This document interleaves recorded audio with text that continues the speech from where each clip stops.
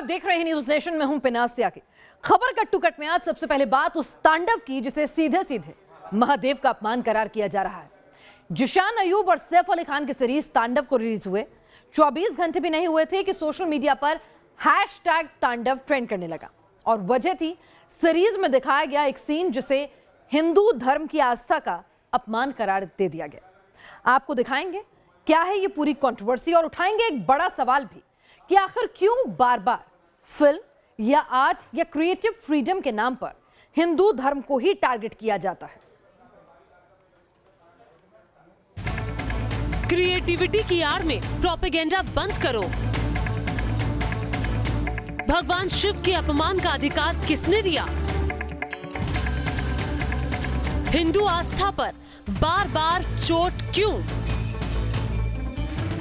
ये है तांडव के खिलाफ शिव भक्तों का तांडव। ये है सोशल मीडिया पर छिड़ा वो संग्राम जिसका एपिसेंटर है सैफ अली खान और जिशान अयूब की सीरीज तांडव। जिशान और सैफ की सीरीज को बॉयकॉट करने वाली आवाजें भी आपको सुनाएंगे। पहले देखिए हैशटैग बॉयकॉट तांडव की जड़। तांडव सीरीज के एक सीन में भगवान शिव का अपमान करने के आरोप लगे हैं। इसी वजह से वो हिस्सा हम आपको टीवी पर नहीं दिखाएंगे, लेकिन इतना जरूर बताएंगे कि इस सीन में जिशान अयूब हाथ में त्रिशूल और चेहरे पर महादेव की तरह राख लगाए नजर आते हैं और अब शब्दों का इस्तेमाल करते हैं।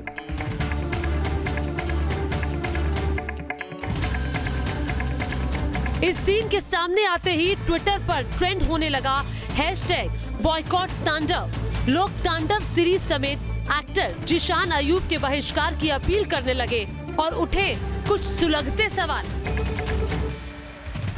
तरह से उनके बारे में पिक्चरों में दिखाना, वो भी त्रिशूल लेके खड़े हैं वो स्टेज पे और गाली दी जा रही है। हमारा हिंदू धर्म इसकी इजाज़त नहीं देता है। हमारे धर्म के ऊपर ही टारगेट क्यों? क्योंकि हम बोलते नहीं हैं और हम नहीं बोलते, इसी का ये हम बहुत ज़्यादा फ़ायदा उठा रहे हैं और अब ये बहुत ज़्यादा सहन के ऊपर हो चुका है और हम इसका विरोध भी करते हैं और ये सहन होगा नहीं। ये जो दर्शाया जा रहा है हिंदू के खिलाफ, ये सब पूरी तरह से गलत है और ये तरह से जो वेब सीरीज बनाई जा रही है, इसके पहले भी बहुत बनाई दी जा रही है, अभी बना रही है, उसका बहुत विरोध करना चाहिए। सिर्फ आम आदमी या यूं कहे कि शिव भक्त ही नहीं बल्कि बॉलीवुड से जुड़े चेहरों को भी महादेव से जुड़े प्रतीकों को इस तरह दिखाने पर एतराज था और ये एतराज सामने आया गुस्से भरे अल्फाजों के साथ।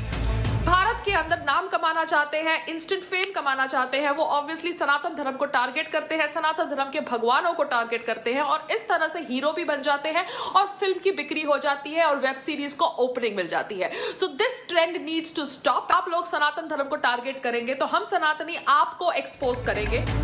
आर्ट या क्रिएटिव फ्रीडम का अधिकार तो मिला, लेकिन इस अधिकार के दायरे या यूं कहें हद तय नहीं की गई और शायद इसी के चलते ऐसी कंट्रोवर्सी उठती है जिसमें अभिव्यक्ति की आजादी और आस्था का टकराव होता है।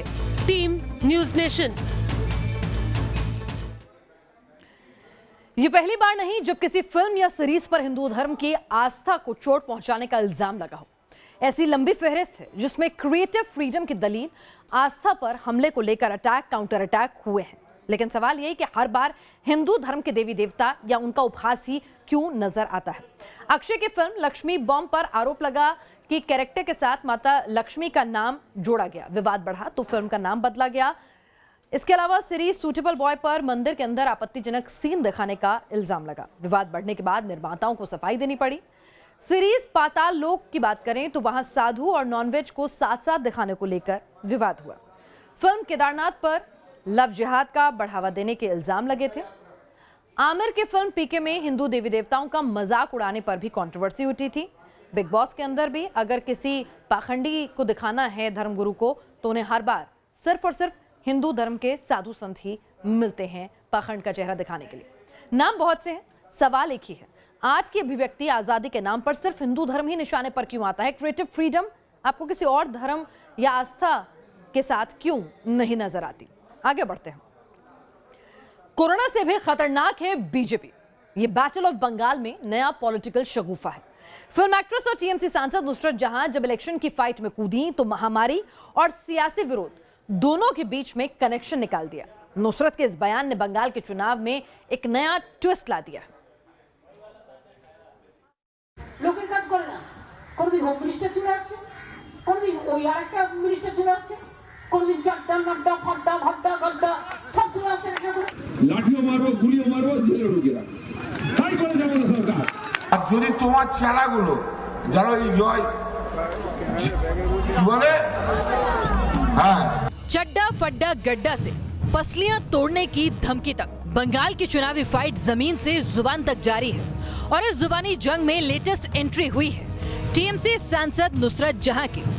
नुसरत जहां ने दीदी से वफादारी जाहिर करने के लिए महामारी को हथियार बनाया। खुद सुनिए कैसे और क्यों। চারিপাশে করোনার থেকে বেশি ডেঞ্জারাস, করোনা থেকে বেশি ডেঞ্জারাস কি জানেন? বিজেপি। আপনারা সবই জানেন, আমি আলাদা করে বোঝাতে হবে না। नुसरत के लिए बीजेपी कोरोना से भी ज्यादा खतरनाक है। नुसरत ने कोरोना से बीजेपी को धोना शुरू किया तो जवाब आना लाजमी था। बीजेपी भी मैदान में कूदी और किया पलटवार। नुसरत कुछ भी बोल सकती है, उस पर कोई कमेंट नहीं करूंगा।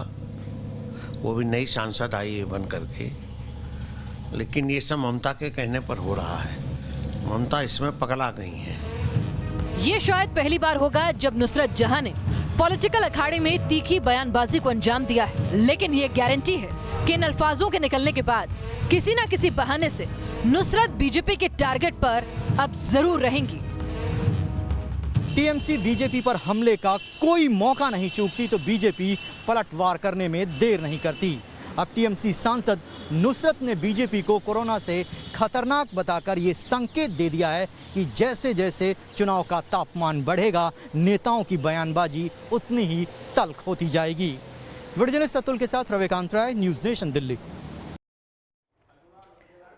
सियासत में नुसरत के जवाब ने हाई वोल्टेज सरगर्मी पैदा की तो जवाब से एक नया सवाल भी खड़ा कर दिया।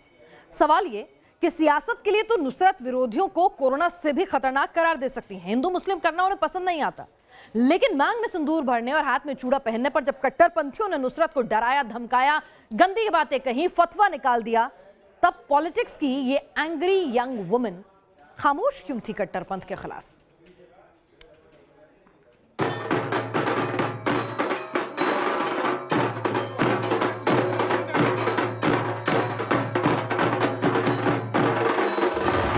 सिंदूर खेला में आई तो कट्टरपंथियों से धमकी,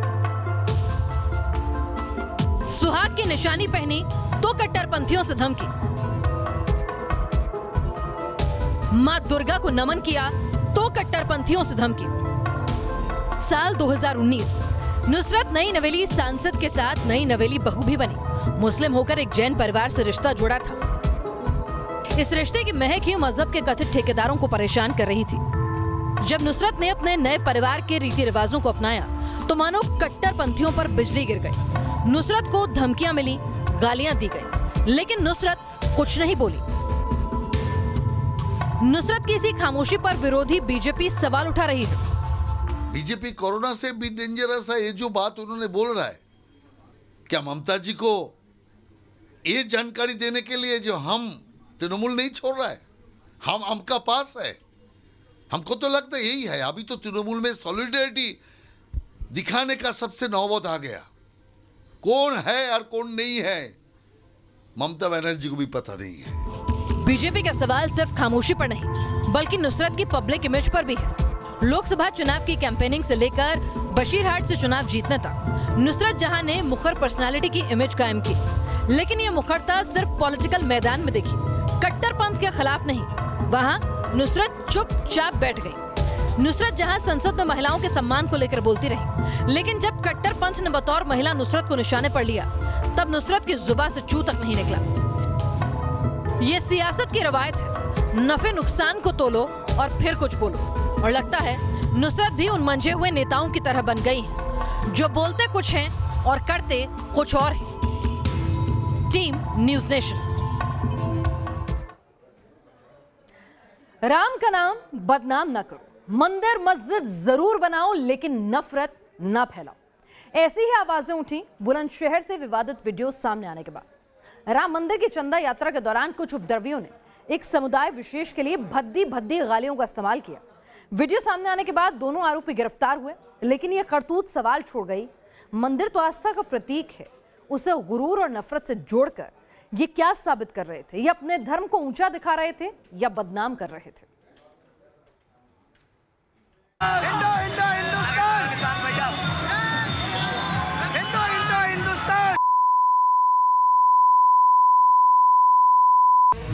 मंदिर का पवित्र नाम है, गाली गलौज का गंदा काम है। ये राम भक्त हैं या फिर नफरत के दूत? क्या कहेंगे आप ऐसे लोगों को जो आस्था और भक्ति के पर्दे में अपने जुनून, अपनी नफरत को जाहिर करते हैं? वीडियो यूपी के बुलंदशहर का है। राम मंदिर के लिए चंदा जुटाने के लिए रैली थी। बाइक पर कई लोग सवार थे। इस बीच दो उपद्रवी सामने आते हैं और समुदाय विशेष के लिए गंदी जुबान का इस्तेमाल करते हैं।